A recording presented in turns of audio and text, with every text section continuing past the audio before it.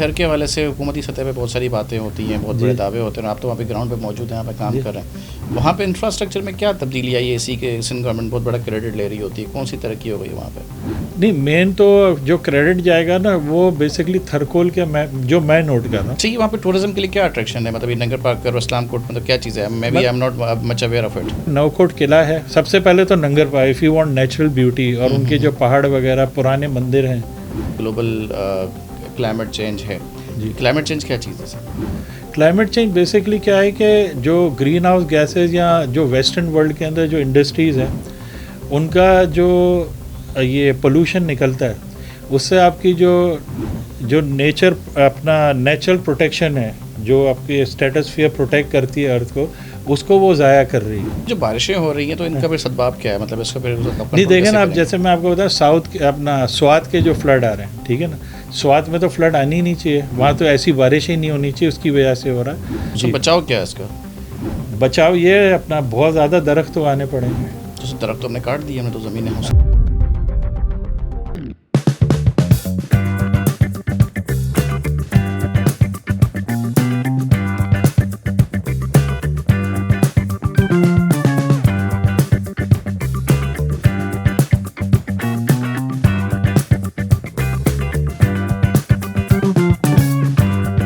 بسم اللہ الرحمن الرحیم. السلام علیکم ناظرین, عادل کاسٹ میں عادل علی آپ کے سامنے ایک بار پھر پیش ہے. ناظرین, آپ جانتے ہیں کہ پاکستان میں بلکہ پوری دنیا میں ماحولیاتی تبدیلی ایک بہت بڑا موضوع ہے جو کہ آج کے دور میں زیر بحث بھی ہے.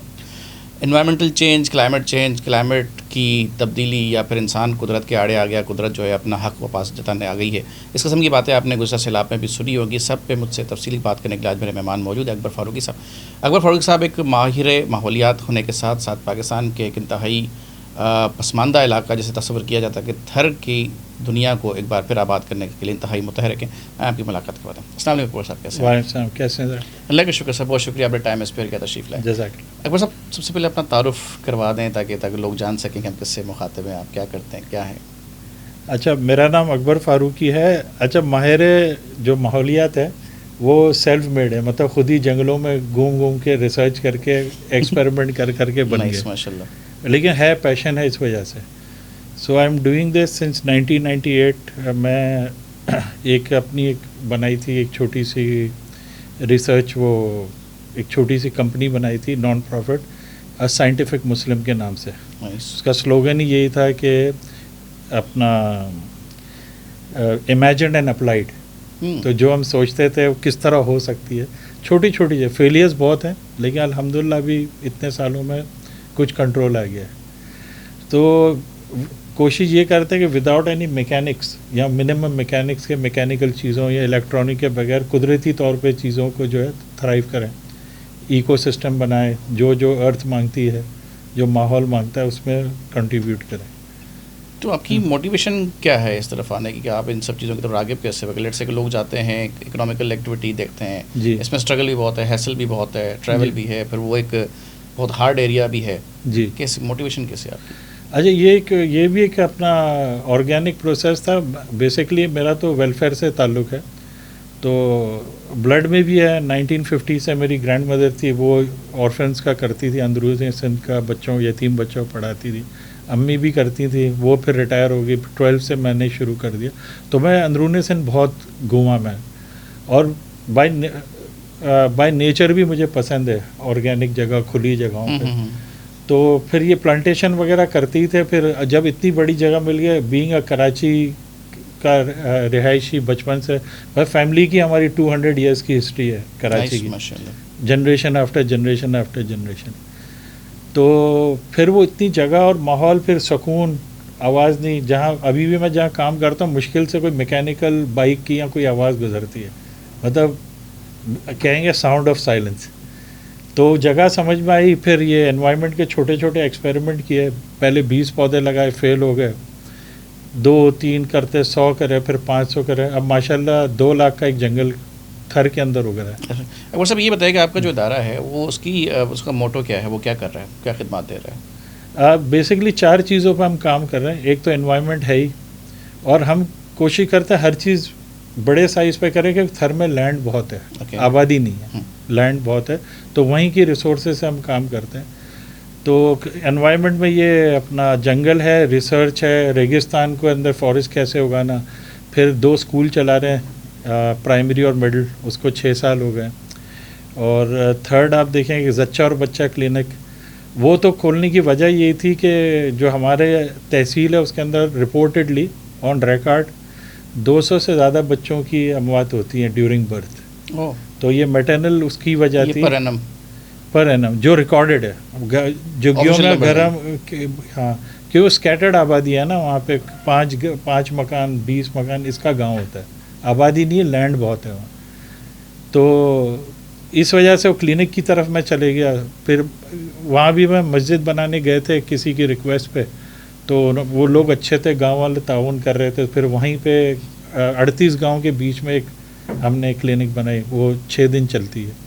ایک اچھی پروفیشنل وہ رکھی ہے, گائناکالوجسٹ, صحیح علاج ملتا ہے. جیسے میں نے ذکر کیا تھا 15.5 کلومیٹر سے سب سے دور کا پیشنٹ آتا ہے اور اس کو بھی دوا اور علاج مل جاتا ہے. جہاں آٹے لینے کے لوگوں کی سکت نہیں ہے آج کے زمانے میں, ان کو اچھا علاج, چھاؤں ملتی ہے, سونے کی جگہ ملتی ہے, وہاں باغ بھی بنایا ہوا ہے. نائس. ہاں, آپ اگر وہ ڈرون کا ویو دیکھیں گے نا اس جگہ کے, میں آپ سے شیئر کروں گا, ڈیفینیٹلی کیجیے گا. ہاں, تو بیچ میں آپ کو جو کلینک والا حصہ ہے نا, اس پہ اپنا سارا سب, بلکہ لان بھی ملے گا, اس میں گھاس بھی اگائی ہے, بچوں کے پلے گراؤنڈ وغیرہ سب بنائے ہوئے اس کے.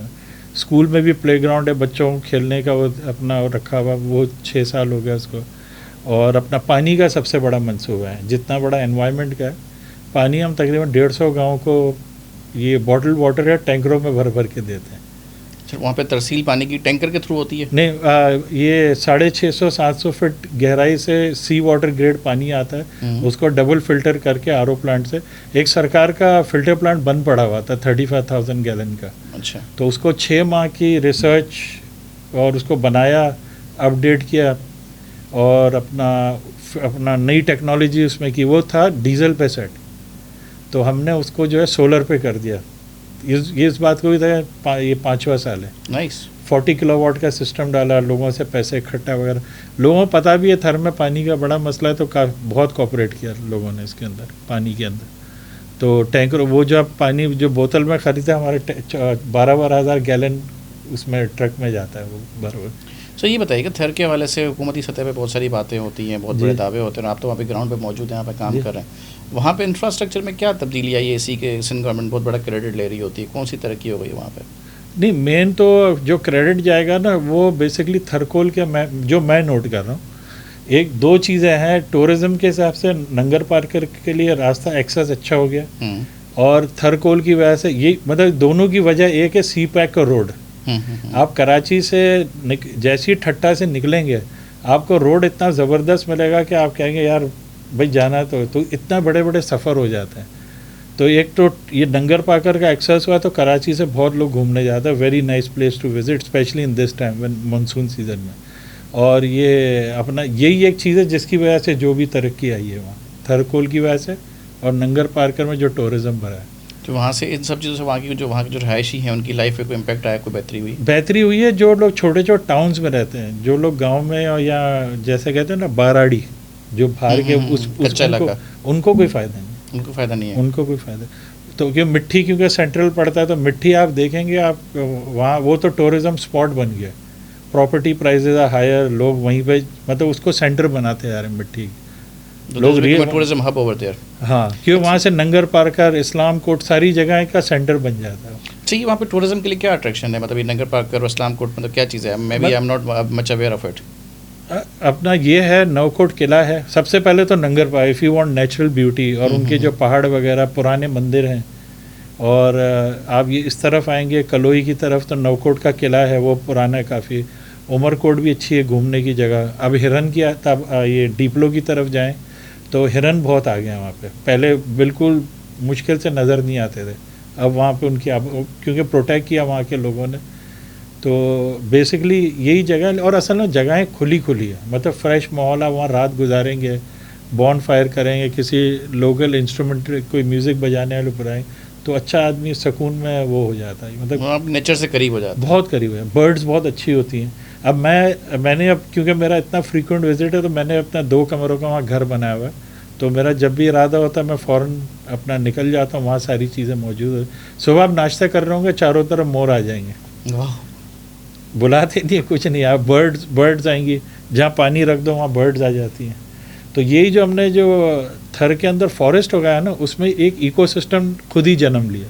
اصل میں آپ نے اس کی چیزیں وہاں پہ رکھ دی کہ برڈز کے لیے پانی رکھ دیا, اب وہ درخت اگ گئے تو وہاں پہ چھاؤں آ گئی تو انہوں نے گھونسلے بنانا شروع ہو گئے.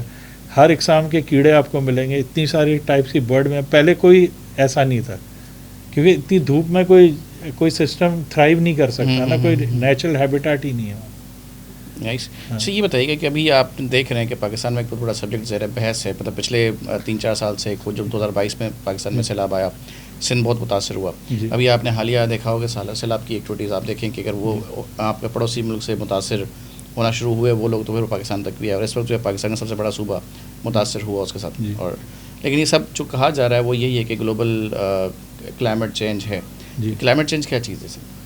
کلائمیٹ چینج بیسکلی کیا ہے کہ جو گرین ہاؤس گیسز یا جو ویسٹرن ورلڈ کے اندر جو انڈسٹریز ہیں ان کا جو یہ پولوشن نکلتا ہے, اس سے آپ کی جو نیچر اپنا نیچرل پروٹیکشن ہے, جو آپ کی اسٹیٹسفیئر پروٹیکٹ کرتی ہے ارتھ کو, اس کو وہ ضائع کر رہی ہے, وہ اس کو ڈسٹروائے کر رہی ہے. اچھا جیسے مجھے یاد ہے کہ میں اسکول میں تھا تو ایک چرنوبل کا واقعہ ہوا تھا رشیا کے اندر, مطلب یہ نیوکلیئر وہ لیکیج ہو گئی تھی, تو اس کے اثرات امریکہ تک پہنچے ہوئے تھے کیونکہ ارتھ اسپن ہو رہی ہے, وہ چیزیں پہنچی ہوئی ہے. تو ان کا بھی جو ویسٹرن ورلڈ کی جو انڈسٹریز ہے نا, اور خاص طور پہ جو کول پاورڈ ہوتی ہیں, ان کا جو اپنا یہ پولوشن نکلتا ہے اس سے یہ ہوتا ہے. حالانکہ پاکستان میں یہ کلائمیٹ چینج نہیں ہونی چاہیے, لیکن اس کا جو ہوا یا پولوشن آتا ہے یہاں پہ اور یہاں کی کلائمیٹ کو افیکٹ کرتا ہے. تو اسی جو بارشیں ہو رہی ہیں تو ان کا پھر سدباب کیا ہے, مطلب اس کا پھر نہیں دیکھیں نا آپ, جیسے میں آپ کو بتاؤں ساؤتھ اپنا سوات کے جو فلڈ آ رہے ہیں, ٹھیک ہے نا, سوات میں تو فلڈ آنی نہیں چاہیے, وہاں تو ایسی بارش ہی نہیں ہونی چاہیے, اس کی وجہ سے ہو رہا ہے وہ, کیونکہ آئی تھنک اپنا وہ ایک ایرڈ ڈرائی زون کے اندر وہ آتا ہے, وہاں بارشیں اتنی ہوتی نہیں ہیں. تو وہاں جیسے یہ اینڈ ہوتی ہے جہاں سے یہ اپنا سیلاب شروع ہوتا ہے, وہ ماڈریٹ لیک ہے, وہاں پہ 3 پہاڑوں کا پانی آتا ہے بیچ میں, اور پھر آل دا وے ٹو یہ پورا آپ کا کے پی کے Swat river through Punjab and all the way through Sindh, اور پھر یہ سمندر میں چلے جاتا ہے. تو وہ جو ہو رہا ہے نا, اتنی بارش ہو جاتی ہے اوپر سے وہ ریت مٹی ڈبری سب گرتا ہے اس کے اندر اور سب کو بہا کے لے کے جاتا ہے. یہ کلائمیٹ چینج کی وجہ سے وہاں پہ جو بارشیں ہو رہی ہیں وہ نہیں ہونی چاہیے. صرف بچاؤ کیا ہے اس کا؟ بچاؤ یہ اپنا بہت زیادہ درخت اگانے پڑیں گے. تو درخت تو ہم نے کاٹ دیے, ہم نے تو زمینیں. ہاں وہ وہاں یہ بھی مسئلے پہلے نہیں ہوتی تھی, 2-3 سال سے بڑھ گئی ہیں واپس, پہلے بڑی سختی تھی. ٹورزم کو فروغ دینے کے لیے ہم نے درخت تو کاٹ دیے. درخت نہیں ٹورزم کے لیے نہیں ہوا, وہ تو مطلب لکڑی ہاں کاٹنے کے لیے وہ ٹمبر مافیا ان کی وجہ سے ہوا. ٹورزم سے اس کا کوئی لنک نہیں بنتا. ٹورزم تو بیسٹ پلیس ہے, جو مطلب ابھی جو انفراسٹرکچر بن گیا نا اس طرح بہترین ہے. I am going there since 1992, northern area میں گھوم رہا ہوں, لیکن وہ یہ پچھلے 7-8 سال میں تو بہت اچھا ہو گیا. سر آل دا وے ڈیمیج تو ہو رہا ہے نا, ملک کو نقصان ہو رہا ہے. آپ دیکھیں گے ابھی وہ دریا رابی کو دیکھیں, کب سے وہ سوکھا ہوا تھا, لوگوں نے گھر بنا لیے تھے. کراچی کو دیکھیں آپ, نالوں پہ آپ نے عمارتیں کھڑی کی ہوئی ہیں, لیکن پانی آیا تو نقصان تو ہوا. تو یہ اس کا آل دا وے سولوشن کیا ہے؟ دیکھیں نا آپ نیچر کے بیچ میں کوئی چیز ڈال دے گا, نیچر تو وہ دیکھ نہیں رہی نا کہ میرے سامنے کیا ہے, وہ تو اپنا راستہ نکالے گی. تو وہ کہتے ہیں نا وہ جوراسک پارک میں ویسے لائف فائنڈز اے وے.